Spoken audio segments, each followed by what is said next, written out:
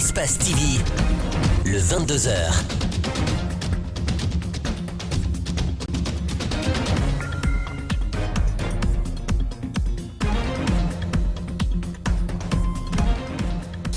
Mesdames et messieurs, bonsoir. Très heureux de vous retrouver. Vous suivez Espace TV, vous êtes dans le 22h. Donc voici les principales articulations. Contrairement à certaines informations, les centres de traitement épidémiologique de la capitale ne manquent pas de place. C'est du moins ce que disent les administrateurs de ces centres qui reconnaissent tout de même l'affluence des malades de Covid-19 ces derniers temps. Vous en saurez davantage dans un court instant.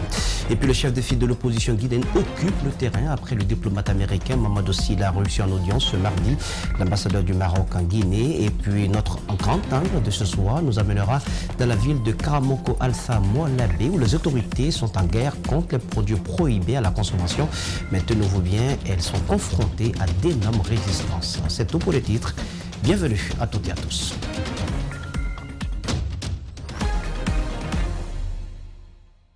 Nous ouvrons le bal avec cette brève. Donc, pour commencer, un homme dont on ignore l'identité a attaqué des bérets rouges postés au Palais du Peuple abritant l'Assemblée nationale ce mardi 9 mars 2021. Il a donc blessé 3 personnes avant d'être appréhendé pendant qu'il tentait de s'enfuir. Il est mort peu après son arrestation dans des circonstances non encore élucidées. Cette information nous est parvenue du site d'information guinématin.com. L'attaque a eu lieu aux environs de 11 h au Palais du Peuple. L'assaillant se serait servi d'une machette et d'un poignard pour blesser 3 personnes, dont l'adjudant-chef Yaya Conté, garde-corps du 5e vice-président de l'Assemblée nationale, l'honorable Fodé Mohamed Souma.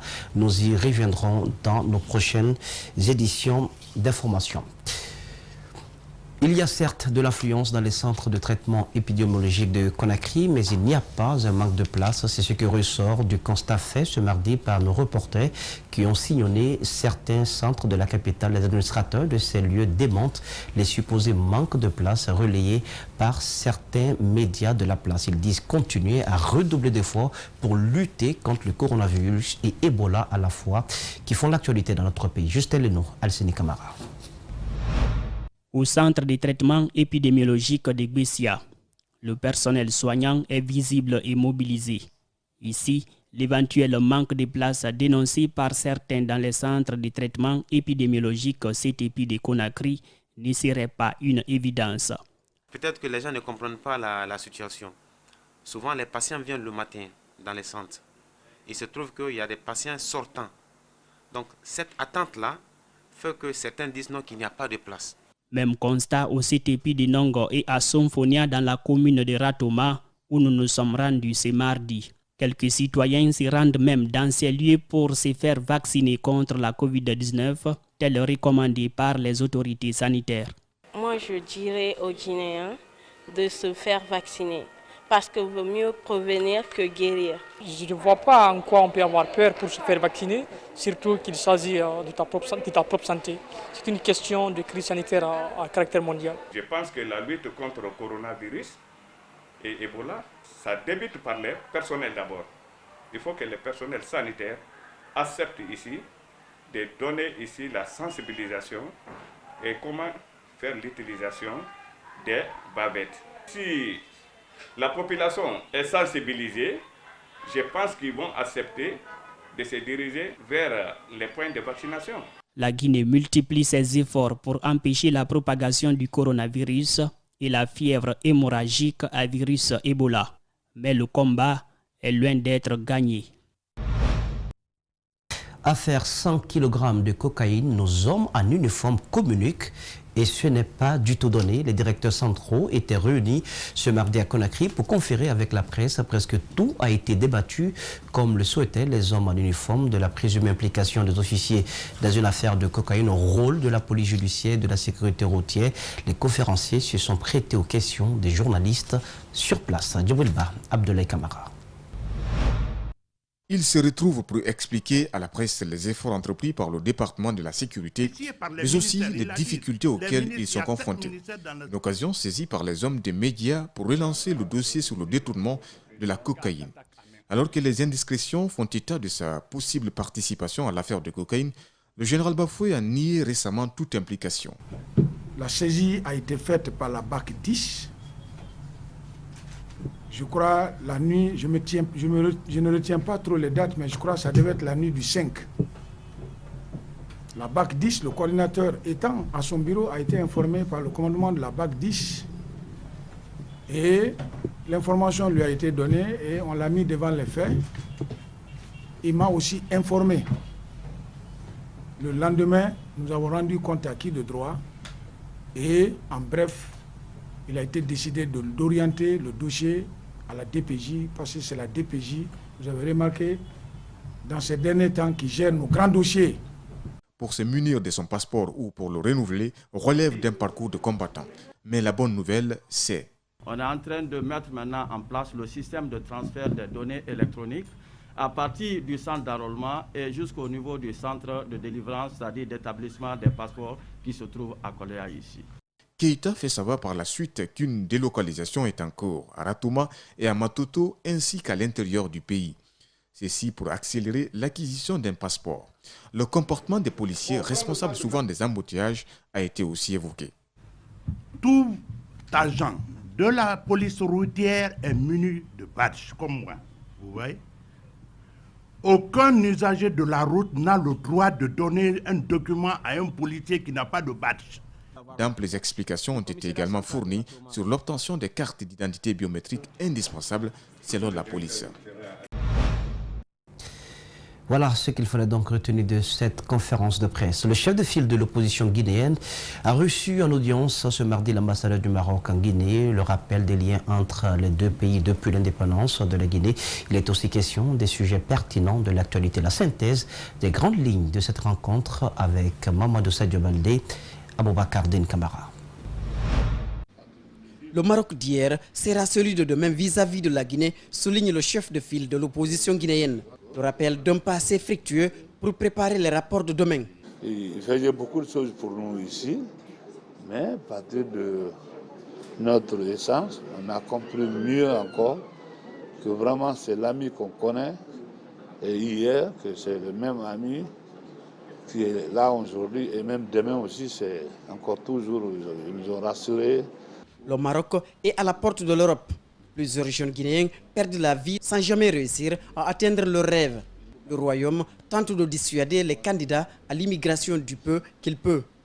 Les jeunes Guinéens qui quittent ici pour aller au Maroc et après aller se faire tuer, n'est-ce pas, à un niveau de passage pour aller en Europe. Donc là aussi, ils ont mis un peu de l'ordre dans ça. C'est pas méchant, mais on a compris que plutôt c'est l'intérêt de Guinéens. De Touré à Condé, en passant par Conté, les présidents guinéens ont eu des relations étroites avec les rois Mohamed V, Hassan II et à présent Mohamed VI. À date, près de 100 projets signés entre les deux pays. Nous sommes presque à plus de 80 accords de coopération. Plus 90 ou 95% ce sont des dons. Les deux pays ont un destin commun. C'est pourquoi le Royaume participe à la formation des ressources humaines guinéennes. L'avenir, la sécurité et la paix de la Guinée, c'est l'avenir, la sécurité et la paix du Maroc et de toute la région. Donc nous sommes là pour travailler de concert contre tout extrémisme de quelque bord que ce soit. L'ambassadeur du Maroc se dit disposé à perpétuer l'axe de coopération entre le Royaume chérifien et la Guinée. Très proche de Cellou Dalein Diallo, conseiller en plus du président de l'UFDG, Alpha Boubacar Ba, décide de mettre sa vie politique en pause. La décision défraie la chronique. Depuis la semaine dernière, l'ancien chargé des relations publiques a ouvert son cœur ce mardi à l'Infomédia, invité dans l'émission Les Grandes Gueules. Ce mardi, il est revenu en détail sur les réelles motivations de sa décision. Décryptage avec Mohamed Waled Touré, Alseni Kamara. Militants et responsables de l'UFDG depuis une quinzaine d'années et très proches collaborateurs du président Cellou Dalein Diallo, Alpha Boubacar Ba s'engage désormais pour autre chose que la politique. C'est dans un post sur sa page Facebook que l'ancien directeur de la communication de l'UFDG a annoncé son retrait de la vie politique pour des convenances personnelles. Reçu ce matin sur la GG, L'ancien conseiller en charge des relations publiques de Cellou Dalein Diallo a dit le pourquoi de cette décision. En 2018, à l'occasion d'une offre de travail qu'on m'a confiée à l'Union européenne par un ami, j'ai constaté que je devenais obsolète, que je perdais la main. Et vous savez, dans ce domaine, la technologie, elle va vite. J'ai décidé de me remettre à niveau, d'aller à l'école, de me former à nouveau pour que je puisse reprendre mon travail. Donc c'est en ce moment que j'ai pris la première fois la décision. Je me suis dit, quelle que soit l'issue que prendraient les élections de 2020, je vais repartir m'occuper de ma carrière professionnelle. Selon lui, il s'agit d'une pause et non d'une démission. Un autre coup d'épée pour l'UFDG dont certains membres ont du mal à comprendre. Mais sur sa décision, Alpha Boubacar s'assume. C'est ça la Guinée. Dès que tu prends une décision librement, c'est parce que tu es manipulé. Lorsque tu quittes la mouvance pour venir à l'opposition, c'est parce que tu as été manipulé par Cellou Dalein ou un autre. Non, les gens sont libres de prendre leurs décisions. Il rappelle par ailleurs qu'il ne s'agit nullement d'une quelconque frustration et rassure que cette décision ne coupera pas le pont avec le parti. Je croyais que je n'étais pas aussi important dans le parti, mais j'ai appris que voilà, les gens ne sont pas contents à cause de la place et des responsabilités à moi confiées par Cellou Dalein Diallo. Sur son compte Facebook, l'ancien conseiller de CDD a écrit qu'après une quinzaine d'années d'engagement politique, dont les 10 dernières consacrées entièrement à l'UFDG et à son président, j'ai décidé de mettre ma vie politique en pause pour des raisons de convenance personnelle. Au RPG Arc-en-Ciel où la grogne des laissés pour compte ne faiblit pas. Le champagne a été sablé car le démissionnaire du parti de Cellou Dalein Diallo faisait partie du premier cercle du chef de l'UFDG. Voilà donc ce qu'il fallait retenir sur cet élément d'actualité. La journée internationale des droits des femmes a été célébrée en apothéose par le groupe Cenix. Elle a été placée sous le signe de la reconnaissance des mérites des femmes employées par cette entreprise. En communion avec ses employés, le représentant exclusif de la marque s'est engagé à accompagner la gente féminine et de valoriser également leurs droits. C'est un public reportage signé Antoinette Dédé-Onivogui, la Mensila. Depuis son installation en République de Guinée, le groupe Cenix célèbre pour la première fois la Journée internationale des droits des femmes. Réunis autour d'un banquet, l'occasion a été mise à profit pour rendre hommage aux femmes battantes de cette entreprise. Femmes, à l'honneur de la Journée mondiale des femmes le 8 mars, on a décidé de rendre hommage aux femmes qui travaillent à Cenix ici aujourd'hui. C'est à cause de ça qu'on a organisé cette petite fête, je peux dire, même à l'encontre du Covid, mais on est obligé de rendre grâce aux femmes. Elles ne portent pas de gants pour dire toute leur fierté d'appartenir à cette entreprise. Heureuse et très contente, vraiment, parce qu'on est fiers aussi. Je suis très fière d'être fait partie de ce groupe, de cette entreprise, parce que notre patron, en fait, il aide les femmes. Il met les femmes devant. Je peux dire que Cenix, c'est les femmes qui gèrent. Donc je suis très fière de notre équipe et en tant que femme. Le représentant exclusif veut aller loin avec cette marque qui emploie à ce jour 40 femmes qualifiées. Satisfaits de leurs résultats en un temps record, ils pensent que les femmes peuvent réussir là où les hommes ont échoué. Aujourd'hui, on a décidé de célébrer avec eux. Vous avez vu avec tout le monde se porte le couleur vert, les couleurs de notre marque. C'est montrer que l'entreprise est engagée à soutenir les femmes. À 80%, c'est les femmes qui travaillent ici.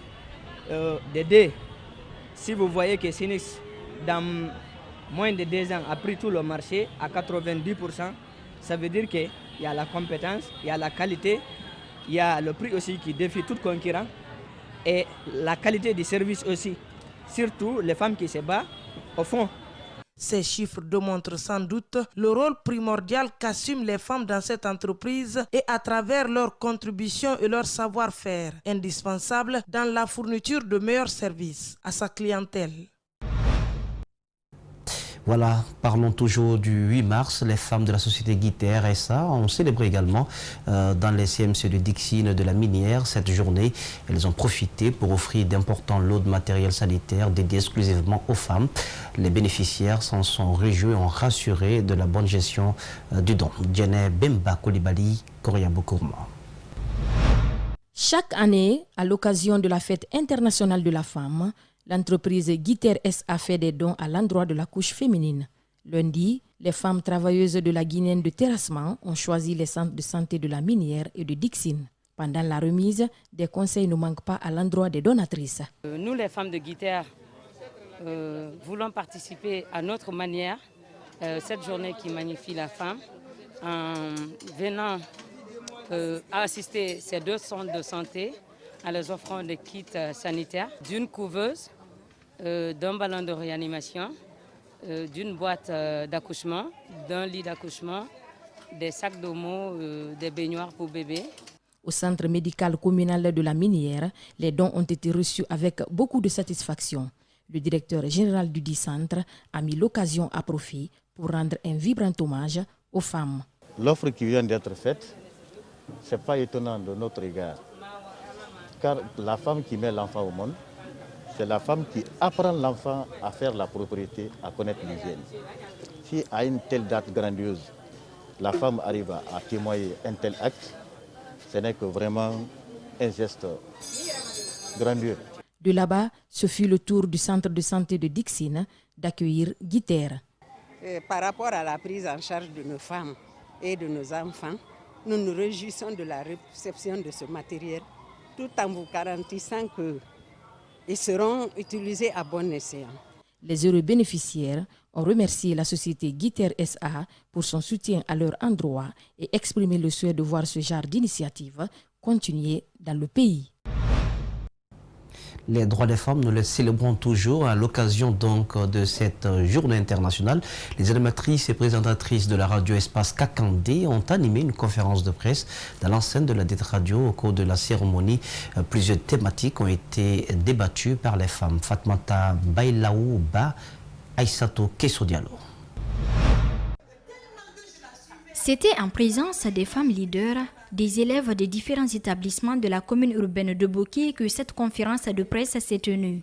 Après l'installation des invités, ces femmes ont tour à tour débattu sur l'entrepreneuriat, la scolarisation de la jeune fille, mais aussi évoqué l'importance de la femme au foyer. Je vous dirais qu'aujourd'hui, les femmes sont sur les pieds à tous les niveaux. Donc, quant aux jeunes filles, nous sommes en train de les sensibiliser afin que tout d'abord qu'elles prennent conscience sur l'importance capitale du rôle de la femme dans le développement socio-économique de notre pays. Les filles doivent être conscientisées sur leurs droits et devoirs, qu'elles comprennent que ce qui était hier ne l'est pas aujourd'hui. Selon la chargée de la communication des présentatrices et animatrices de la radio Espace à Kakandé, cette journée est une façon pour cette couche féminine de lutter pour leurs droits, mais aussi réduire des inégalités entre l'homme et la femme. C'est une manière pour nous aujourd'hui, nous les femmes, de manifester une volonté autrement, de dire qu'on est capable, qu'on mérite, qu'on ne réclame pas, mais on mérite ce droit. On mérite ce droit parce que ce que les femmes peuvent faire aujourd'hui, et ce que les hommes peuvent faire aujourd'hui, nous les femmes, nous pouvons le faire. Donc c'est de dire qu'à Espace Kakandé, franchement, ça a été une grande joie pour toute l'équipe. Vu les difficultés auxquelles les filles sont souvent confrontées dans la vie courante, cette élève au lycée Yumbuya estime qu'elles sont à la base du freinage de leur parcours scolaire. Les situations familiales des jeunes filles de nos jours, certaines filles n'ont même pas la chance de mettre pied à l'école. Certaines filles, par des problèmes familiaux, ils n'arrivent pas à accéder au secondaire. Ouais. Et il y a certaines filles, une fois au lycée, selon les coutumes, on les fait sortir de l'école pour les cas de mariage ou autre chose. Donc l'atelier est utile parce que quand tu as ta propre compétence, tu as ta propre connaissance, tu peux gérer tes besoins personnels. Contrairement aux années précédentes, cette fête du 8 mars s'est déroulée sous une autre forme dans la commune urbaine de Boké, dans le respect des gestes barrières, d'où le thème retenu pour cette année est « Leadership féminin pour un futur égalitaire dans le monde de la Covid-19 ». Les femmes donc qui s'activent et s'assument sur le terrain. Fondée il y a plus de 30 ans, l'ONG l'Union guinéenne pour les volontaires du développement vient de tenir son assemblée générale annuelle à l'Abbé. Plusieurs acteurs du développement local ont pris part à la cérémonie où des points essentiels ont fait l'objet d'examen. Le siège de l'ONG a servi de cadre à cette rencontre. Alpha Ousmane Ba.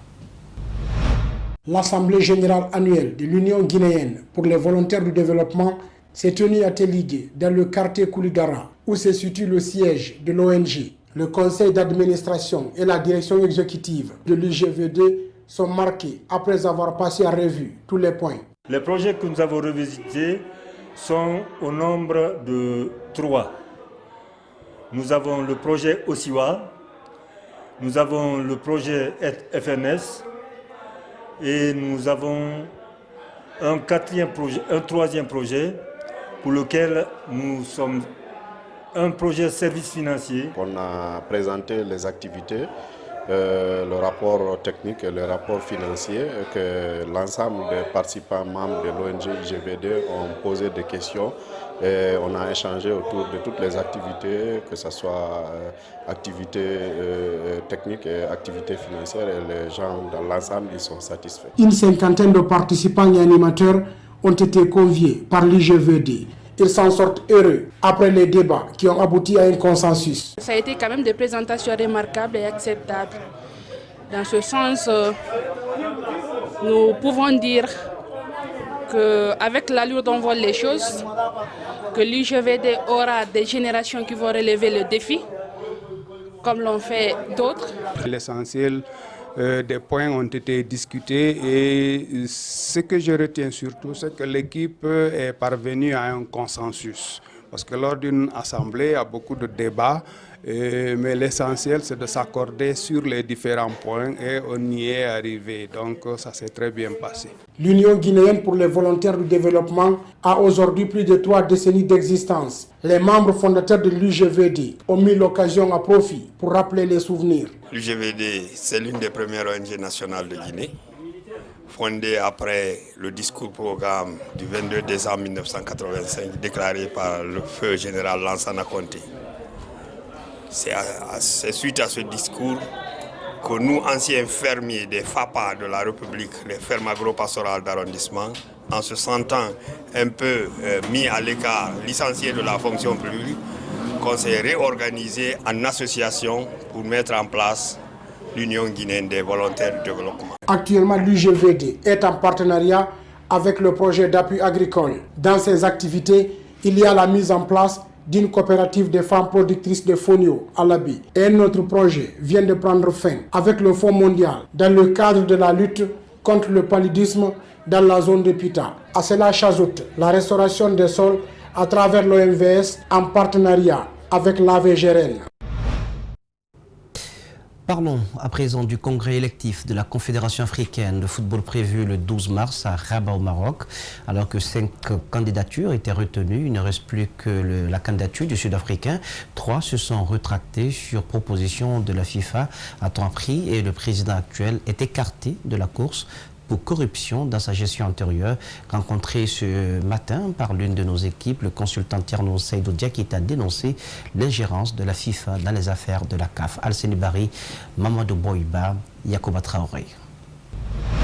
C'est un arrangement trouvé sous l'égide de la FIFA qui consiste donc à un partage de postes. L'émission de Gianni Infantino dans cette élection pourrait entamer l'indépendance de la Confédération africaine de football. Gianni Infantino a parcouru le continent, il a rencontré certains chefs d'État qui ont réussi à dissuader les éventuels candidats. C'est bien dommage pour le football africain qui va être sous tutelle de la FIFA.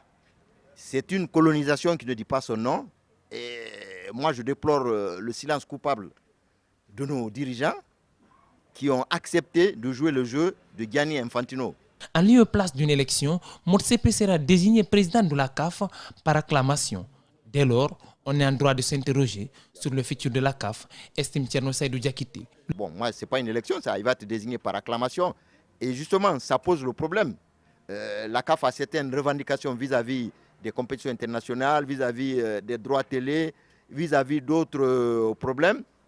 Le problème est de savoir est-ce que Patrice Motsepe, qui est le protégé de Infantino, il pourra avoir les coups de franche pour défendre avec conviction les intérêts du football africain. Moi, c'est une question que je me pose. Le président sortant, qui a eu des démêlés judiciaires, ne sera pas candidat. Ahmad, qui avait comme slogan de campagne en 2017 « La transparence dans la gestion », est rattrapé par une affaire de corruption. Ce consultant s'en réjouit. Moi, je dis Ahmad a eu ce qu'il mérite. Malheureusement, il a trempé dans des opérations délictueuses. Il a été rattrapé par ces opérations. Il a interjeté appel auprès du TAS qui a réduit sa suspension de 5 à 2 ans. Mais il est hors jeu pour le congrès qui va avoir lieu dans quelques jours au Maroc. Le Sénégalais Augustin Senghor, l'Ivoirien Jacques Anouma et le Mauritanien Ahmed Diaya avaient entamé leur campagne avant de se rétracter sur proposition de la FIFA. Cependant, ils ont reçu la garantie d'appartenir au comité exécutif de la CAF qui sera dirigé par le Sud-Africain Patrice Motsepe. Restons avec le sport roi, le football. La course à la présidence de la Fédération guinéenne de football est lancée. Antonio Soiré, en poste depuis 4 ans, veut prolonger son bail alors que KPC, l'homme d'affaires, est également candidat pour le même poste. D'autres candidats pourraient émerger dans les prochains jours. Pour l'heure, chacun bat campagne de son côté. Mais pour le consultant Tierno Sadou Diakité, le prochain président de l'instance dirigeante du football guinéen doit avoir plusieurs qualités. Il fait le portrait, il dresse donc le profil du meilleur président au micro de Mamadou Boiba, Yacouba Traoré. On a besoin d'un président qui va amorcer la renaissance du football guinéen. Pourquoi renaissance? Le dernier classement FIFA, on ne figure pas dans le top 10. Moi, c'est un critère de performance. Donc, ça veut dire qu'on n'est pas dans l'élite du football continental. On est 14e. Ce n'est pas un bon classement pour nous. Pour qui connaît le passé glorieux du football guinéen, je pense que c'est un premier défi que le futur président du comité directeur va devoir relever. Bon, le portrait idéal, le président idéal, la première chose, il faut qu'il ait un discours de rassembleur. Au lendemain du congrès électif, il doit faire en sorte de réunir tous les acteurs du football afin qu'ils œuvrent dans le même sens. Que l'unique objectif qui doit les préoccuper, c'est la promotion et le développement du football. Ensuite, il faut que ce président soit au-dessus de la mêlée. Les clubs ont des intérêts, les ligues régionales ont des intérêts, les médecins sportifs ont des intérêts, les journalistes sportifs ont des intérêts. Il faut faire en sorte qu'il soit l'arbitre. Derrière la belle ville de Karamoko, Alpha Molabé, qui constitue un pôle d'attraction économique, se cachent des réalités peu catholiques. La répression contre les alcools et les produits frappés de péremption font pillon donc sur rue dans la cité. Les acteurs du secteur comptent mettre fin à la pratique, mais se heurtent à certaines résistances. Cela intervient au moment où le marché guinéen connaît une rupture de biens des produits suite à la fermeture des frontières guinéo-sénégalaises. C'est donc notre grand angle de la rédaction ce soir.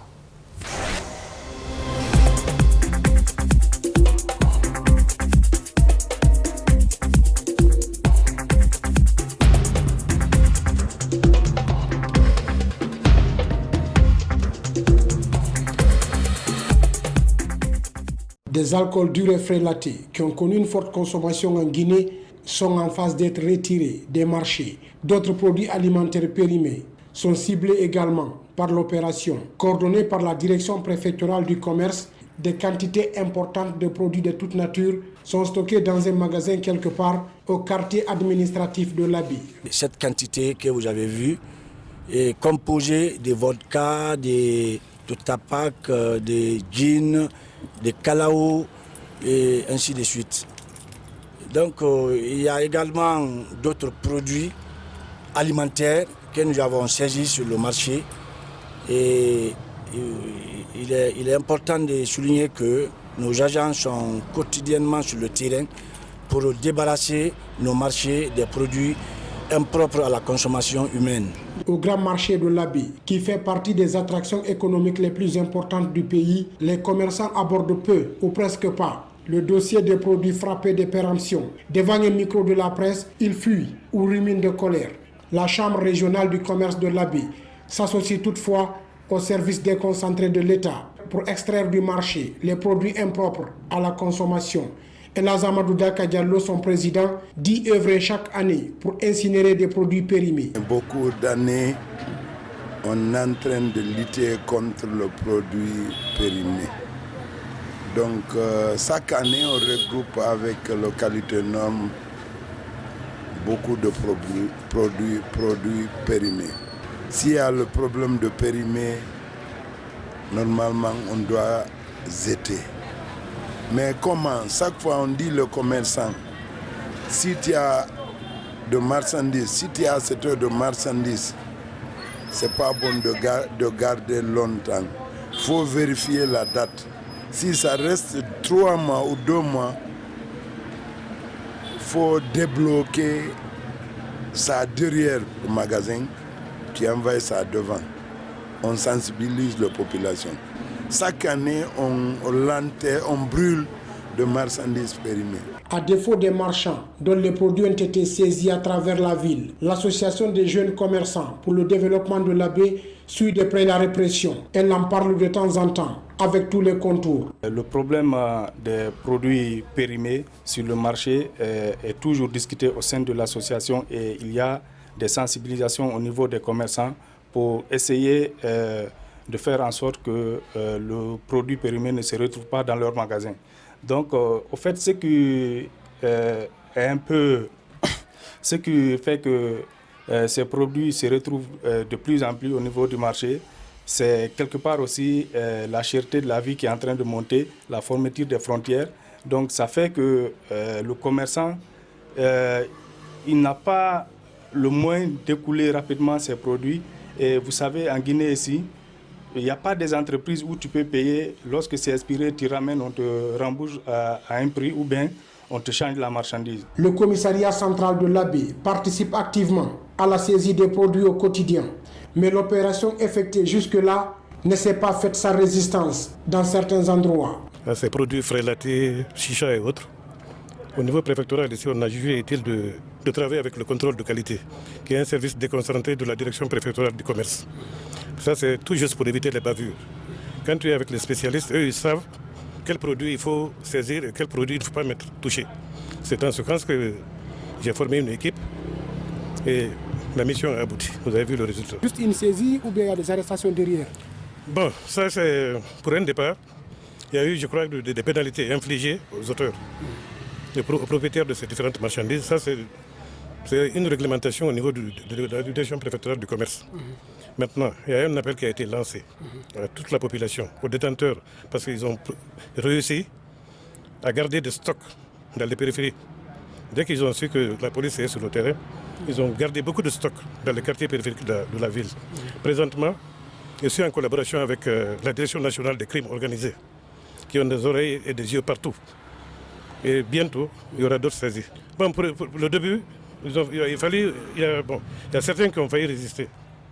Mais vu le nombre d'agents sur le terrain, avec les agents de contrôle de qualité, l'autorité locale, ils ne pouvaient plus. Ces actions qui entrent en ligne de compte, des communiqués conjoints des ministères de l'administration du territoire et du commerce, invitant au retrait des produits périmés et dangereux sur le marché, font effet à l'Abbé. La prolifération d'alcool frélaté sur le marché, cet état de fait étant dangereux pour la santé de nos populations, nécessitait la prise de décisions urgentes et vigoureuses. C'est pourquoi ces ministres nous ont donné des instructions fermes à travers un communiqué conjoint relatif au retrait, à la saisie et à la destruction de tous les produits frélatés. Chez les jeunes commerçants, la lutte contre les produits périmés se heurte à deux catégories de marchands dans le secteur du commerce. Le facteur intellectuel compte beaucoup. Il y a beaucoup de commerçants au niveau de l'ABC qui ne sont pas instruits, qui ne savent pas lire une date de péremption. Il y en a aussi le deuxième facteur qui est de mauvaise foi. Il y a des commerçants qui sont de mauvaise foi, qui ne veulent pas, parce qu'ils ont payé une marchandise, perdre la marchandise. Or que ces personnes de mauvaise foi savent bien que ce produit est expiré mais pour ne pas perdre en argent, ils essayent de dissimuler ça dans les autres produits pour faire passer. L'incinération des produits saisis attend encore l'instruction des autorités au plus haut niveau qui nécessiterait une autre longue procédure. Grand format donc signé par Alpha Ousmane Ba, notre correspondant régional depuis l'Abbé. Vigilance donc car les produits donc frappés de péremption ont pignon sur rue tant à Conakry qu'à l'intérieur du pays. C'est la fin donc de cette édition d'information. Merci de votre aimable attention. Excellent sur le programme sur Espace TV, la télé d'une autre planète. Bonsoir.